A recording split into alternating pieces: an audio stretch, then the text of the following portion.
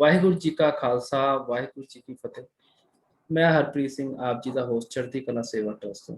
ਅੱਜ ਆਪ ਜੀ ਨਾਲ ਵੀਰ ਸੁਖਵਿੰਦਰ ਸਿੰਘ ਜੀ ਜੁੜ ਚੁੱਕੇ ਨੇ, ਦਸ਼ਮੇਸ਼ ਗੁਰਮਤ ਵਿਦਿਆਲਾ ਬਾਲਾ ਸਾਹਿਬ ਨਵੀਂ ਦਿੱਲੀ ਤੋਂ। ਵੀਰ ਜੀ ਆਇਆਂ ਨੂੰ। ਵਾਹਿਗੁਰੂ ਜੀ ਕਾ ਖਾਲਸਾ, ਵਾਹਿਗੁਰੂ ਜੀ ਕੀ ਵਾਹਿਗੁਰੂ ਜੀ ਕੀ ਫਤਿਹ। ਵੀਰ ਜੀ, ਸੰਗਤ ਨੂੰ ਜੋ ਆਪ ਜੀ ਦੇ ਕੁਐਸਚਨ ਆਨਸਰ ਰਾਹੀਂ ਇੱਕ ਇਹ ਜੋ ਰਹਿਤ ਮਰਿਆਦਾ ਸਮਝਾਉਣ ਦਾ ਤਰੀਕਾ ਹੈ, ਬੜਾ ਪਸੰਦ ਆ ਰਿਹਾ। ਸੰਗਤ ਦੇ ਬੜੇ ਫੋਨ ਆ ਰਹੇ ਨੇ। ਇਸ ਸਿਲਸਿਲੇ ਨੂੰ ਅਸੀਂ ਅੱਗੇ ਵਧਾਉਂਦੇ ਹੋਏ ਆਪ ਜੀ ਨਾਲ ਅੱਜ ਕੁਝ ਹੋਰ ਕੁਐਸਚਨ ਸਾਂਝੇ ਕਰਨ ਆਏ।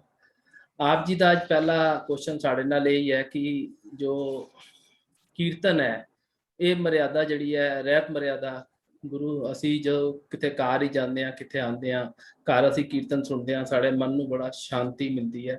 ਮਨ ਬਹੁਤ ਹੀ ਜਿਹੜਾ ਹੈ ਇਹਨੂੰ ਖਿੱਚ ਪੈਂਦਾ।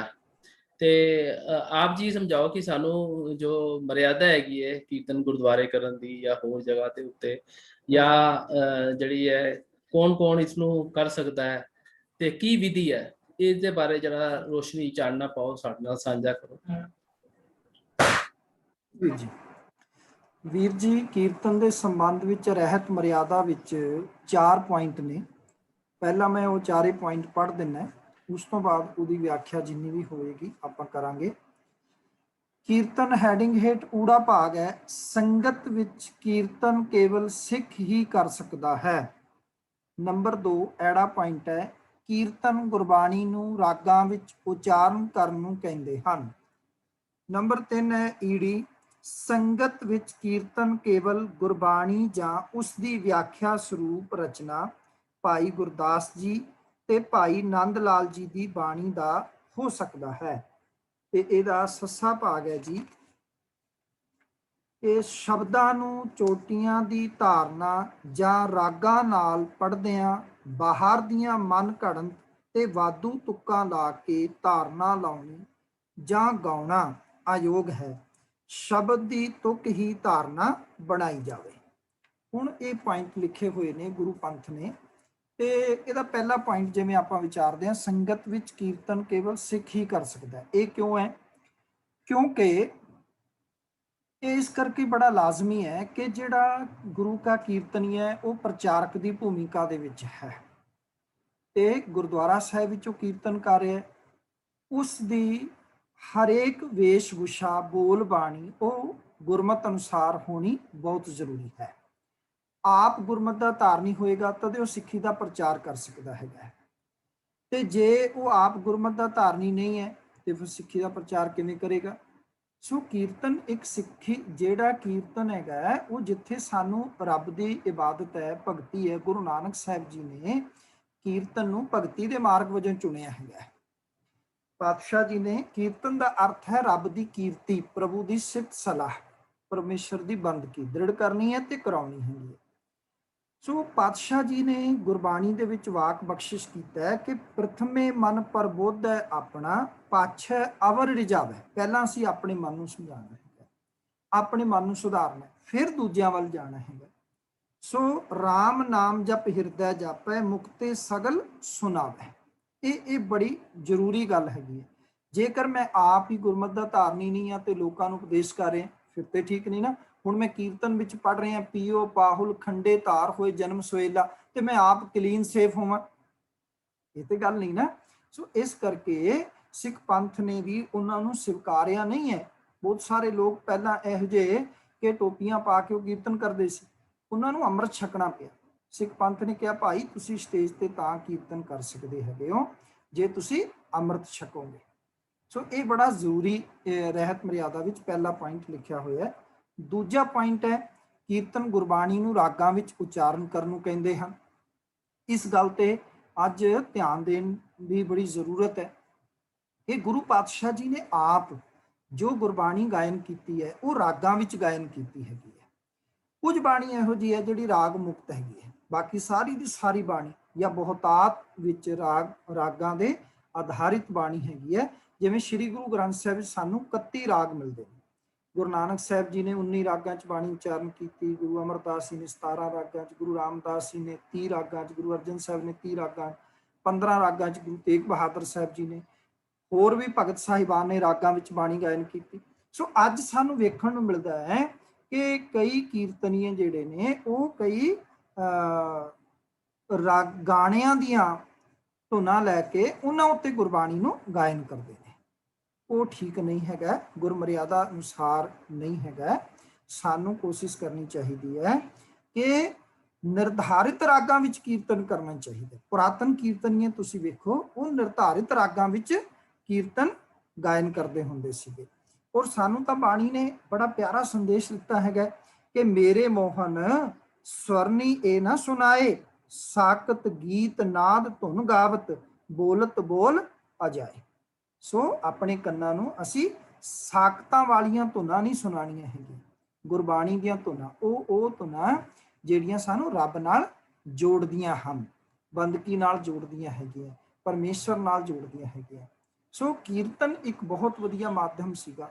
ਭਾਵੇਂ ਕੀਰਤਨ ਨੂੰ ਦੇਖੋ ਹਿੰਦੁਸਤਾਨ ਵਿੱਚ ਹਰਾਮ ਸਮਝਿਆ ਜਾਂਦਾ ਸੀਗਾ ਕਿਸੇ ਵੇਲੇ। ਦਸਤਗੀਰ ਪੀਰ ਪੱਥਰ ਲੈ ਕੇ ਆ ਗਿਆ ਸੀ ਗੁਰੂ ਨਾਨਕ ਸਾਹਿਬ ਨੂੰ ਮਾਰਨ ਵਾਸਤੇ, ਪਰ ਜਦੋਂ ਗੁਰੂ ਸਾਹਿਬ ਜੀ ਨੇ, ਭਾਈ ਮਰਦਾਨਾ ਜੀ ਨੇ ਕੀਰਤਨ ਕੀਤਾ ਤੇ ਕਹਿੰਦੇ ਸੁਨ ਮੁਨ ਨਗਰੀ ਭਈ, ਦੇਖ ਪੀਰ ਭਇਆ ਹੈਰਾਨ।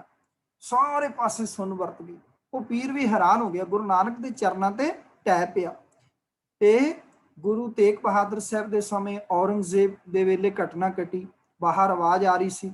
ਔਰੰਗਜ਼ੇਬ ਕਹਿੰਦਾ ਬਾਹਰ ਕਾਹਦੀ ਆਵਾਜ਼ ਆ ਰਹੀ ਹੈ? ਕਹਿੰਦੇ ਜੀ ਕੀਰਤਨ ਹਰਾਮ ਹੈ, ਉਹ ਰਾਗ ਹਰਾਮ ਹੈਗਾ, ਤੇ ਰਾਗ ਨੂੰ ਅਸੀਂ ਉਹਦਾ ਜਨਾਜ਼ਾ ਲੈ ਕੇ ਜਾ ਰਹੇ ਹਾਂ। ਤੇ ਔਰੰਗਜ਼ੇਬ ਦੇ ਬੋਲ ਸਨ ਵੀ ਇਸ ਰਾਗ ਨੂੰ ਇੰਨਾ ਡੂੰਘਾ ਦਫਨਾਇਓ ਕਿ ਹਿੰਦੁਸਤਾਨ ਦੇ ਵਿੱਚ ਇਹ ਦੁਬਾਰਾ ਉਤਪੰਨ ਨਾ ਹੋਵੇ, ਕੋਈ ਪੀਰ ਫਕੀਰ ਇਹਨੂੰ ਗਾਏ ਨਾ। ਪਰ ਗੁਰੂ ਤੇਗ ਬਹਾਦਰ ਸਾਹਿਬ ਨੇ ਕਮਾਲ ਕਰ ਦਿੱਤਾ, ਉਹਨਾਂ ਨੇ ਜੈ ਜੈਵੰਤੀ ਰਾਗ ਉਚਾਰਨ ਕੀਤਾ ਔਰੰਗਜ਼ੇਬ ਦੇ ਇਸ ਐਲਾਨ ਤੋਂ ਬਾਅਦ। ਸੋ ਉਹਨੂੰ ਚੈਲੰਜ ਕੀਤਾ ਵੀ ਤੂੰ ਰਾਗ ਨੂੰ ਖਤਮ ਨਹੀਂ ਕਰ ਸਕਦਾ, ਰਾਗ ਨੂੰ ਜਿਹੜਾ ਹੈ ਮਿਟਾ ਨਹੀਂ ਸਕਦਾ ਹੈਗਾ। ਗੁਰੂ ਸਾਹਿਬ ਨੇ ਕਿਹਾ ਵੀ ਇਹ ਤਾਂ ਰਾਗ ਤਾਂ ਇੱਕ ਭਾਂਡਾ ਹੈਗਾ, ਇਹਦੇ ਵਿੱਚ ਵਸਤੂ ਤੁਸੀਂ ਕੀ ਪਾਣੀ ਉਹ ਤੁਹਾਡੇ ਆਪਣੇ ਉੱਤੇ ਹੈ। ਇਹਦੇ ਵਿੱਚ ਤੁਸੀਂ ਭਾਵੇਂ ਇਹਨਾਂ ਸੁਰਾਂ ਦੇ ਉੱਤੇ ਤੁਸੀਂ ਗਾਣੇ ਗਾ ਲਓ, ਉਹਦੇ ਉੱਤੇ ਤੁਸੀਂ ਬੰਦਗੀ ਕਰ ਸਕਦੇ ਹੈਗੇ। ਸੋ ਗੁਰੂ ਸਾਹਿਬ ਜੀ ਨੇ ਗੁਰਬਾਣੀ ਨੂੰ ਰਾਗਾਂ ਵਿੱਚ ਗਾਇਨ ਕਰਨ ਦੀ ਹਿਦਾਇਤ ਦਿੱਤੀ ਹੈ। ਜਿਹੜਾ ਈਡੀ ਪੁਆਇੰਟ ਸੀ ਕਿ ਕੀਰਤਨ ਕਿਸ ਦਾ ਹੋ ਸਕਦਾ ਹੈ? ਗੁਰਬਾਣੀ ਦਾ ਹੋ ਸਕਦਾ ਹੈ, ਭਾਈ ਨੰਦ ਲਾਲ ਭਾਈ ਗੁਰਦਾਸ ਜੀ ਦੀ ਬਾਣੀ ਦਾ ਹੋ ਸਕਦਾ ਹੈ, ਕਿਉਂਕਿ ਇਹ ਉਹ ਵਿਦਵਾਨ ਨੇ ਜਿਨ੍ਹਾਂ ਨੇ ਬੜੇ ਖੂਬਸੂਰਤ ਢੰਗ ਨਾਲ ਗੁਰਬਾਣੀ ਦੀ ਵਿਆਖਿਆ ਕੀਤੀ ਆਪਣੀ ਰਚਨਾ ਦੇ ਵਿੱਚ। ਤੋ ਇਸ ਕਰਕੇ ਇਹਨਾਂ ਦੀ ਬਾਣੀ ਦਾ ਜਿਹੜਾ ਕੀਰਤਨ ਹੋ ਸਕਦਾ ਹੈ। ਬਹੁਤ ਸਾਰੇ ਵਿਦਵਾਨਾਂ ਨੇ ਤਾਂ ਭਾਈ ਗੁਰਦਾਸ ਜੀ ਦੀਆਂ ਵਾਰਾਂ ਨੂੰ ਗੁਰਬਾਣੀ ਦੀ ਕੁੰਜੀ ਕਰਕੇ ਵੀ ਲਿਖਿਆ ਹੈਗਾ, ਤੇ ਉਹ ਚਾਬੀ ਨੇ। ਜਦੋਂ ਉਹਨਾਂ ਦੀ ਰਚਨਾ ਦਾ ਕੀਰਤਨ ਹੁੰਦਾ ਹੈਗਾ, ਉਹਨਾਂ ਦੀ ਵਿਆਖਿਆ ਹੁੰਦੀ ਹੈ, ਫਿਰ ਗੁਰਬਾਣੀ ਦੇ ਅਰਥ ਆਪ ਸਹਿਜ ਭਾਵ ਵਿੱਚ ਸਮਝ ਆ ਜਾਂਦੇ ਨੇ। ਅੱਗੇ ਹੈਗਾ ਕਿ ਸੱਸੇ ਪੁਆਇੰਟ ਦੇ ਵਿੱਚ ਸੀਗਾ ਕਿ ਸ਼ਬਦਾਂ ਨੂੰ ਚੋਟੀਆਂ ਜਾਂ ਧਾਰਨਾ ਨਾਲ ਪੜ੍ਹਨਾ। ਭਾਵ ਧਾਰਨਾ ਰਾਗ ਨਾਲ ਪੜ੍ਹਦਿਆਂ ਜੇ ਬਾਹਰ ਦੀਆਂ ਮਨ ਘੜਨ ਤੋਂ ਵਾਧੂ ਤੁੱਕਾਂ ਨਹੀਂ ਲਾਉਣੀਆਂ। ਤੁਸੀਂ ਗਾਓ, ਧਾਰਨਾ ਨਾਲ ਗਾਓ, ਪਰ ਧਾਰਨਾ ਰਾਹੋ ਵਾਲੀ ਤੁੱਕ ਦੀ ਬਣਾਈ ਜਾਏ। ਕੀਰਤਨ ਕਰਨ ਲੱਗਿਆ ਵੀ ਸਾਨੂੰ ਚੇਤੇ ਰੱਖਣਾ ਚਾਹੀਦਾ ਹੈ ਕਿ ਅਸਥਾਈ ਵਾਲੀ ਤੁੱਕ ਜਿਹੜੀ ਹੈ ਉਹ ਰਾਹੋ ਦੀ ਤੁੱਕ ਬਣਾਈ ਜਾਏ, ਕਿਉਂਕਿ ਰਾਹੋ ਦੀ ਤੁੱਕ ਵਿੱਚ ਸੈਂਟਰ ਆਈਡੀਆ ਹੁੰਦਾ, ਕੇਂਦਰੀ ਭਾਵ ਹੁੰਦਾ। ਪਰ ਕਈ ਵਾਰ ਅਸੀਂ ਦੇਖਿਆ ਜਦੋਂ ਧਾਰਨਾ ਦੇ ਨਾਲ ਕੀਰਤਨ ਪੜ੍ਹਦੇ ਨੇ ਤਾਂ ਗੁਰਬਾਣੀ ਦੇ ਇੱਕ ਦੋ ਸ਼ਬਦ ਹੁੰਦੇ ਨੇ ਤੇ ਵਾਧੂ ਤੁੱਕਾਂ ਉਹ ਆਪਣੇ ਨਾਲ ਜੋੜ ਲੈਂਦੇ ਨੇ। ਸੋ ਗੁਰਬਾਣੀ ਦੇ ਵਿੱਚ ਤੁਸੀਂ ਐਡੀਸ਼ਨ ਨਹੀਂ ਕਰ ਸਕਦੇ। ਗੁਰਬਾਣੀ ਦੇ ਵਿੱਚ ਜੋ ਬਾਣੀ ਹੈਗੀ ਹੈ ਉਹਨੂੰ ਉਸੇ ਤਰ੍ਹਾਂ ਗਾਇਨ ਕਰਨਾ ਹੈਗਾ। ਤੇ ਕਈ ਵਾਰ ਦੇਖਣ ਨੂੰ ਮਿਲਦਾ ਹੈਗਾ ਕਿ ਉਹਦੇ ਨਾਲ ਕੁਝ ਸ਼ਬਦ ਜੋੜ ਲਏ ਜਾਂਦੇ ਨੇ, ਜਿਵੇਂ ਉਦਾਹਰਨ ਦੇ ਤੌਰ ਤੇ ਆਇਓ ਸ਼ਰਨ ਤੁਹਾਰੀ, ਸਤਿਗੁਰ ਆਇਓ ਸ਼ਰਨ ਤੁਹਾਰੀ, ਸਤਿਗੁਰ ਆਇਓ ਸ਼ਰਨ ਤੁਹਾਰੀ, ਸਤਿਗੁਰ ਆਇਓ ਸ਼ਰਨ ਤੁਹਾਰੀ। ਇਹ ਤਾਂ ਹੁਣ ਠੀਕ ਹੈ, ਬਾਣੀ ਦੀ ਧਾਰਨਾ ਹੈ, ਪਰ ਕਈ ਲੋਕ ਇਹ ਤੁਕ ਪੜ੍ਹ ਕੇ ਆਇਓ ਸ਼ਰਨ ਤੁਹਾਰੀ ਬਾਬਾ ਜੀ, ਆਇਓ ਸ਼ਰਨ ਤੁਹਾਰੀ। ਹੁਣ ਬਾਬਾ ਤਾਂ ਉੱਥੇ ਲਿਖਿਆ ਹੀ ਨਹੀਂ ਹੈ, ਇਸ ਤਰ੍ਹਾਂ ਵਾਧੂ ਤੁਕਾਂ ਲਾ ਲੈਣੀਆਂ, ਇਹ ਠੀਕ ਨਹੀਂ ਹੈ ਔਰ ਮਰਿਆਦਾ ਦੇ ਮੁਤਾਬਕ ਨਹੀਂ ਹੈਗਾ। ਬਹੁਤ ਸਾਰੇ ਲੋਕ ਜਿਹੜੇ ਨੇ ਉਹ ਇਸ ਤਰ੍ਹਾਂ ਧਾਰਨਾਵਾਂ ਬਣਾ ਲੈਂਦੇ ਨੇ ਜੋ ਕਿ ਠੀਕ ਨਹੀਂ। ਧਾਰਨਾ ਬਣਾਈ ਜਾਏ ਤਾਂ ਗੁਰ ਸ਼ਬਦ ਦੀ ਹੀ ਬਣਾਈ ਜਾਏ, ਗੁਰ ਸ਼ਬਦ ਦੀ ਟੇਕ ਲਈ ਜਾਏ, ਇਹ ਇਹਦੇ ਵਿੱਚ ਹਿਦਾਇਤ ਦਿੱਤੀ ਹੋਈ ਹੈ। ਹਾਂਜੀ ਵੀਰ ਜੀ।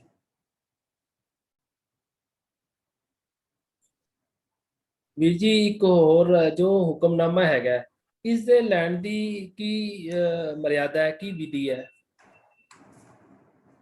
ਹਾਂ ਵੀਰ ਜੀ, ਬਹੁਤ ਸੋਹਣੀ ਗੱਲ ਹੈ ਕਿ ਅੱਜ ਬੜਾ ਜ਼ਰੂਰੀ ਹੈਗਾ ਤੇ ਇਸ ਪੁਆਇੰਟ ਤੇ ਗੱਲ ਕਰਨੀ ਹੁਕਮਨਾਮਾ ਦੀ। ਹੁਕਮਨਾਮਾ ਲੈਣਾ ਇਹ ਚੈਪਟਰ ਹੈ ਰਹਿਤ ਮਰਿਆਦਾ ਦੇ ਵਿੱਚ, ਔਰ ਇਹਦੇ ਅਧੀਨ ਵੀ ਜਿਹੜਾ ਹੈਗਾ ਉਹ ਤਕਰੀਬਨ 4-5 ਪੁਆਇੰਟ ਜਿਹੜੇ ਨੇ ਉਹ ਗੁਰੂ ਪੰਥ ਨੇ ਦੱਸੇ ਹੈਗੇ, ਉਹ ਆਪਾਂ ਪੜ੍ਹ ਲੈਂਦੇ ਆ। ਤੇ ਪਹਿਲਾ ਪੁਆਇੰਟ ਹੈਗਾ ਜੀ, ਸ਼੍ਰੀ ਗੁਰੂ ਗ੍ਰੰਥ ਸਾਹਿਬ ਜੀ ਅੱਗੇ ਮੱਥਾ ਟੇਕਣਾ, ਗੁਰੂ ਰੂਪ ਸੰਗਤ ਦੇ ਅਦਬ ਨਾਲ ਦਰਸ਼ਨ ਕਰਨੇ ਤੇ ਆਵਾਜ਼ਾਂ ਲੈਣਾ ਜਾਂ ਸੁਣਨਾ ਸਤਿਗੁਰੂ ਦੇ ਦਰਸ਼ਨ ਹਨ।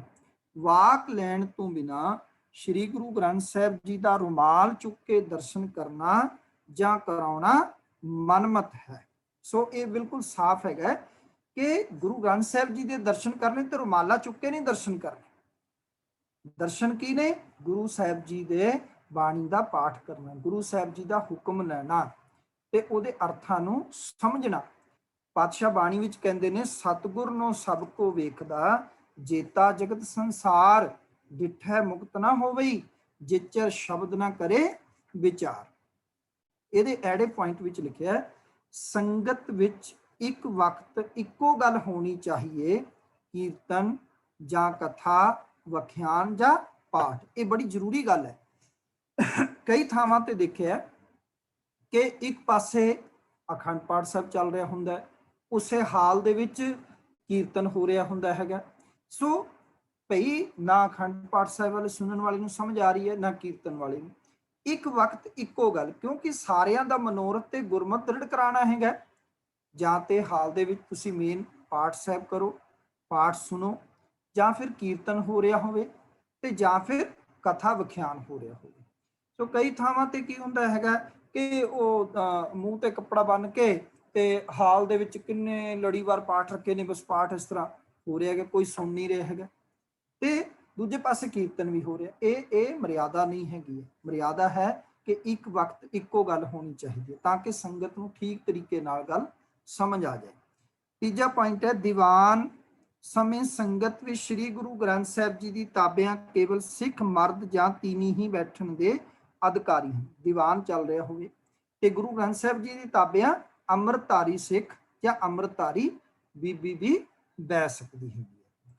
ਤੇ ਸੰਗਤ ਨੂੰ ਪਾਠ ਕੇਵਲ ਸਿੱਖ ਹੀ ਕਰਕੇ ਸੁਣਾਵੇ, ਆਪਣੇ ਆਪ ਨਹੀਂ ਪਾਠ ਕੋਈ ਗੈਰ ਸਿੱਖ ਵੀ ਕਰ ਸਕਦਾ ਹੈ। ਜਦੋਂ ਸੰਗਤ ਵਿੱਚ ਸੰਗਤੀ ਤੌਰ ਤੇ ਪਾਠ ਕਰਨਾ ਤਾਂ ਫਿਰ ਇੱਕ ਸਿੱਖ ਅੰਮ੍ਰਿਤਧਾਰੀ ਕਰਕੇ ਸੁਣਾ ਸਕਦਾ ਹੈ। ਆਪਣੇ ਨਿੱਜੀ ਵਾਸਤੇ, ਕਿਉਂਕਿ ਬਾਣੀ ਸਭੇ ਸਾਂਝੀ ਵਾਲ ਸੁਦਾਇਨ ਹੈਗੀ ਹੈ, ਬਾਣੀ ਸਾਰਿਆਂ ਵਾਸਤੇ ਹੈਗੀ। ਇੱਥੇ ਖੱਤਰੀ ਬ੍ਰਾਹਮਣ ਸ਼ੂਦ ਵੈਸ ਉਪਦੇਸ਼ ਚੋ ਵਰਨਾ ਕੋ ਸਾਂਝਾ, ਇੱਥੇ ਕਿਸੇ ਨਾਲ ਵਿਤਕਰਾ ਨਹੀਂ ਹੈ। ਕੋਈ ਵੀ ਆਪਣੇ ਨਿੱਜ ਵਾਸਤੇ ਬਾਣੀ ਪੜ੍ਹ ਸਕਦਾ ਹੈਗਾ, ਆਪਣੇ ਘਰ ਪੜ੍ਹ ਸਕਦਾ ਹੈ। ਗੁਰਦੁਆਰਾ ਸਾਹਿਬ ਵੀ ਵੱਖਰੇ ਰੂਮ ਬਣੇ ਹੁੰਦੇ ਨੇ ਜਿੱਥੇ ਤੁਸੀਂ ਅਲੱਗ ਬਾਣੀ ਪੜ੍ਹ ਸਕਦੇ ਹੋ। ਪਰ ਜਦੋਂ ਅਸੀਂ ਸੰਗਤ ਨੂੰ ਪ੍ਰਚਾਰ ਰਹੇ ਹਾਂ ਤਾਂ ਉਸ ਵੇਲੇ ਕੇਵਲ ਸਿੱਖ ਪ੍ਰਚਾਰਕ ਹੀ ਬਾਣੀ ਪੜ੍ਹ ਕੇ ਸੁਣਾਵੇ, ਜਾਂ ਉਹ ਸਿੱਖ ਜਿਹੜਾ ਸਰੂਪ ਦੇ ਵਿੱਚ ਰਹਿਤ ਵਿੱਚ ਪੱਕਾ ਹੋਵੇ। ਕਿਉਂਕਿ ਉਹੀ ਗੱਲ ਅਸੀਂ ਕਰ ਆਏ ਹਾਂ ਕਿ ਪਹਿਲਾ ਮਨ ਪ੍ਰਬੋਧੈ ਆਪਣਾ, ਪ੍ਰਥਮੇ ਮਨ ਪ੍ਰਬੋਧੈ ਆਪਣਾ, ਪਾਛੈ ਅਵਰ ਰਿਝਾਵੇ। ਵੀ ਸਭ ਤੋਂ ਪਹਿਲਾਂ, ਨਹੀਂ ਤਾਂ ਔਰੇ ਕੋ ਉਪਦੇਸ਼ ਤੇ ਮੁਖ ਮੇ ਭਰੈ ਰੇਤ, ਵੀ ਦੂਜਿਆਂ ਨੂੰ ਉਪਦੇਸ਼ ਦੇ ਰਹੇ ਹਾਂ ਪਰ ਮੁਖ ਤੇ ਆਪ ਅਸੀਂ ਉਹ ਪੂਰੇ ਨਹੀਂ ਹੈਗੇ ਆ, ਉਸ ਤਰ੍ਹਾਂ ਦੇ ਰਹਿਤ ਵਿੱਚ ਨਹੀਂ ਹੈਗੇ ਆ। ਸੋ ਇਹ ਗੱਲ ਤਾਂ ਲਿਖੀ ਹੋਈ ਹੈਗੀ ਹੈ ਆਪਣੇ ਵਾਸਤੇ, ਅਦਰਵਾਈਜ਼ ਕੋਈ ਵੀ ਬਾਣੀ ਪੜ੍ਹ ਸਕਦਾ ਹੈਗਾ, ਔਰ ਬਹੁਤ ਸਾਰੇ ਸਹਿਜਧਾਰੀ ਵੀਰ ਬਾਣੀ ਪੜ੍ਹਦੇ ਵੀ ਨੇ। ਅੱਗੇ ਹੈਗਾ ਹੁਕਮ ਲੈਣਾ, ਤੇ ਇਹ ਗੱਲ ਸਾਨੂੰ ਬੜੀ ਧਿਆਨ ਦੇਣ ਯੋਗ ਹੈਗੀ ਹੈ ਕਿ ਵਾਕ ਲੈਣ ਦਾ ਕੀ ਢੰਗ ਹੈ, ਕੀ ਮਰਿਆਦਾ ਹੈਗੀ ਹੈ। ਜਦੋਂ ਅਸੀਂ ਕਿਸੇ ਵੀ ਵਿਅਕਤੀ ਨੂੰ ਗੁਰੂ ਗ੍ਰੰਥ ਸਾਹਿਬ ਦੇ ਚਰਨੀ ਲਾਉਂਦੇ ਹਾਂ ਅਰਦਾਸਾ ਸੋਧ ਕੇ, ਤਾਂ ਉਦੋਂ ਇਹ ਗ੍ਰੰਥੀ ਸਾਹਿਬਾਨ, ਭਾਈ ਸਾਹਿਬਾਨ ਇਹ ਦੱਸਦੇ ਵੀ ਹੈਗੇ ਆ ਜੋ ਮਰਿਆਦਾ 'ਚ ਲਿਖਿਆ ਕਿ ਹੁਕਮ ਲੈਣ ਲੱਗਿਆ ਖੱਬੇ ਪੰਨੇ ਦੇ ਉੱਤਰਲੇ ਪਾਸਿਓਂ, ਜਦੋਂ ਅਸੀਂ ਸ੍ਰੀ ਗੁਰੂ ਗ੍ਰੰਥ ਸਾਹਿਬ ਜੀ ਪ੍ਰਕਾਸ਼ ਮਾਨਨੇ ਤਾਂ ਖੱਬੇ ਪੰਨੇ ਦੇ ਉੱਤਰਲੇ ਪਾਸੇ ਸਭ ਤੋਂ ਉੱਤੇ ਪਹਿਲਾ ਸ਼ਬਦ ਜੋ ਜਾਰੀ ਹੋਵੇ, ਪਹਿਲਾ ਸ਼ਬਦ ਜਿੱਥੇ ਮਹੱਲਾ ਲਿਖਿਆ ਆਉਂਦਾ, ਮਹੱਲਾ ਪਹਿਲਾ, ਮਹੱਲਾ ਪੰਜਵਾਂ, ਮਹੱਲਾ ਚੌਥਾ, ਇਸ ਤਰ੍ਹਾਂ ਲਿਖਿਆ ਆਵੇ, ਜਾਂ ਉੱਪਰੋਂ ਮੂਲ ਮੰਤਰ ਮੰਗਲਾਚਰਨ ਸ਼ੁਰੂ ਹੋ ਰਿਹਾ ਹੋਵੇ ਇੱਕ ਓੰਕਾਰ ਤੋਂ ਲੈ ਕੇ, ਮੁੱਢ ਤੋਂ ਪੜਨਾ ਚਾਹੀਏ, ਸ਼ੁਰੂ ਤੋਂ। ਜੇ ਉਸ ਸ਼ਬਦ ਦਾ ਮੁੱਢ ਪਿਛਲੇ ਪੰਨੇ ਤੋਂ ਸ਼ੁਰੂ ਹੁੰਦਾ ਹੈ, ਜੇ ਮੰਨ ਲਓ ਸ਼ਬਦ ਦੀਆਂ ਪੰਕਤੀਆਂ ਪਿਛਲੇ ਪੰਨੇ ਤੋਂ ਸ਼ੁਰੂ ਨੇ, ਉਹ ਉੱਪਰ ਜਿਹੜਾ ਮਹਿਲਾ ਨਹੀਂ ਲਿਖਿਆ ਪਿਛਲੇ, ਫਿਰ ਪੰਨਾ ਪਰਤਾ ਕੇ, ਫਿਰ ਜਿਹੜਾ ਹੈ ਤਾਂ ਪੱਤਰਾ ਪਰਤਾ ਕੇ ਪੜਨਾ ਸ਼ੁਰੂ ਕਰੋ, ਫਿਰ ਉਹ ਪੱਤਰੇ ਨੂੰ ਪਰਤਾ ਕੇ ਫਿਰ ਹੇਠਾਂ ਵੇਖ ਲਓ ਵੀ ਮਹਿਲਾ ਕਿੱਥੋਂ, ਇਹ ਸ਼ਬਦ ਕਿੱਥੋਂ ਸ਼ੁਰੂ ਹੁੰਦਾ ਹੈ, ਅਤੇ ਸ਼ਬਦ ਸਾਰਾ ਪੜੋ। ਜੇ ਵਾਰ ਹੋਵੇ ਤਾਂ ਪੌੜੀ ਦੇ ਸਾਰੇ ਸ਼ਲੋਕ ਅਤੇ ਪੌੜੀ ਪੜਨੀ ਚਾਹੀਏ। ਆਮ ਕਰਕੇ ਪੌੜੀ ਨਾਲ 2 ਸ਼ਲੋਕ ਹੁੰਦੇ ਨੇ ਦਰਜ, ਤੇ ਪੌੜੀ ਵੀ ਪੜਨੀ ਚਾਹੀਦੀ ਹੈ। ਸ਼ਬਦ ਦੇ ਅੰਤ ਵਿੱਚ ਜਿੱਥੇ ਨਾਨਕ ਨਾਮ ਆ ਜਾਵੇ ਉਸ ਤੁਕ ਤੇ ਭੋਗ ਪਾਇਆ ਜਾਏ। ਆਮ ਕਰਕੇ ਜੋ ਪਾਤਸ਼ਾਹ ਦੀ ਬਾਣੀ ਹੈ, ਜੇ ਉਹਦੇ ਵਿੱਚੋਂ ਵਾਕ ਆ ਰਿਹਾ ਤੇ ਨਾਨਕ ਬੰਦ ਆਏਗਾ। ਪਰ ਯਾਦ ਰੱਖਣਾ ਹੈ ਕਿ ਨਾਨਕ ਬੰਦ ਕਈ ਵਾਰ ਛੰਤ ਵਿੱਚ ਹੁਕਮਨਾਮਾ ਆ ਜਾਂਦਾ। ਹੁਣ ਛੰਤ ਦੇ ਜਿਹੜੇ ਬੰਦ ਨੇ ਉਹ 6 ਜਾਂ 8 10 16 ਬੰਦਾਂ ਵਾਲਾ ਵੀ ਹੈਗਾ ਛੰਦ, ਸੋ ਇਸ ਤਰ੍ਹਾਂ 25 ਬੰਦਾਂ ਵਾਲਾ ਵੀ ਹੈਗਾ ਛੰਦ। ਉਹਦੇ ਚ ਹਰੇਕ ਛੰਦ ਤੋਂ ਬਾਅਦ ਨਾਨਕ ਪਦ ਆ ਜਾਂਦਾ, ਤੇ ਕਈ ਵਾਰ ਬੰਦੇ ਇੱਕ ਪਦ ਪੜ੍ਹ ਕੇ ਹੀ ਛੱਡ ਦਿੰਦੇ ਨੇ। ਨਹੀਂ, ਉਹ ਸ਼ਬਦ ਵੇਖਣਾ ਵੀ ਪੂਰੇ ਦਾ ਪੂਰਾ ਪੜ੍ਹਨਾ। ਜੇ ਛੰਦ ਹੈ ਨਾ, ਭਾਵੇਂ ਕਿੰਨੇ ਵੀ ਬੰਦਾਂ ਵਾਲਾ, ਉਹ ਸਾਰੇ ਦਾ ਸਾਰਾ ਛੰਦ ਤੁਸੀਂ ਪੜ੍ਹਨਾ ਹੈਗਾ। ਤੇ ਜੇ ਭਗਤ ਬਾਣੀ ਵਿੱਚੋਂ ਹੈ ਤਾਂ ਫਿਰ ਭਗਤ ਸਾਹਿਬਾਨ ਦਾ ਨਾਂ ਆ ਜਾਣਾ ਹੈਗਾ, ਕਬੀਰ ਸਾਹਿਬ ਜੀ ਦਾ, ਨਾਮਦੇਵ ਜੀ ਦਾ, ਰਵਿਦਾਸ ਜੀ ਦਾ। ਸੋ ਇਹ ਗੱਲ ਧਿਆਨ ਰੱਖਣ ਯੋਗ ਹੈਗੀ ਆ, ਔਰ ਇਹਦੇ ਉੱਤੇ ਧਿਆਨ ਸਾਨੂੰ ਦੇਣਾ ਚਾਹੀਦਾ ਹੈਗਾ। ਇਹਦੇ ਵਿੱਚ ਇੱਕ ਗੱਲ ਹੋਰ ਯਾਦ ਰੱਖਣ ਯੋਗ ਹੈ ਕਿ ਕਈ ਵਾਰ ਅਸੀਂ ਕੀ ਕਰਦੇ ਹਾਂ, ਸਾਡੇ ਮਨਾਂ ਵਿੱਚ ਸਵੇਰ ਜਾਂ ਸ਼ਾਮ ਦੇ ਸਮੇਂ ਦਾ ਭਰਮ ਹੁੰਦਾ ਹੈਗਾ ਕਿ ਸਵੇਰੇ ਸੱਜੇ ਪਾਸੇ ਤੇ ਲੈਣਾ ਹੈਗਾ ਤੇ ਸ਼ਾਮੀ ਖੱਬੇ ਪਾਸੇ ਤੋਂ ਲੈਣਾ ਹੁਕਮਨਾਮਾ।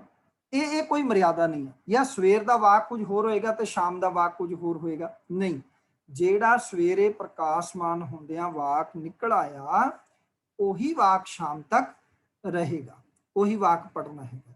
ਵਾਕ ਜਿਹੜਾ ਹੈ ਉਹ ਬਦਲਣਾ ਨਹੀਂ ਚਾਹੀਦਾ, ਜਾਂ ਇਹ ਭਰਮ ਨਹੀਂ ਕਰਨਾ ਚਾਹੀਦਾ ਹੈਗਾ ਕਿ ਸਵੇਰੇ ਕੁਝ ਹੋਰ ਵਾਕ ਲੈਣਾ ਤੇ ਸ਼ਾਮੀ ਕੁਝ ਹੋਰ ਲੈਣਾ। ਜੋ ਮਰਿਆਦਾ ਹੈ ਖੱਬੇ ਪਾਸੇ ਤੋਂ, ਉਹੀ ਮਰਿਆਦਾ ਮੁਤਾਬਕ ਸਾਨੂੰ ਵਾਕ ਲੈਣਾ ਚਾਹੀਦਾ ਹੈਗਾ।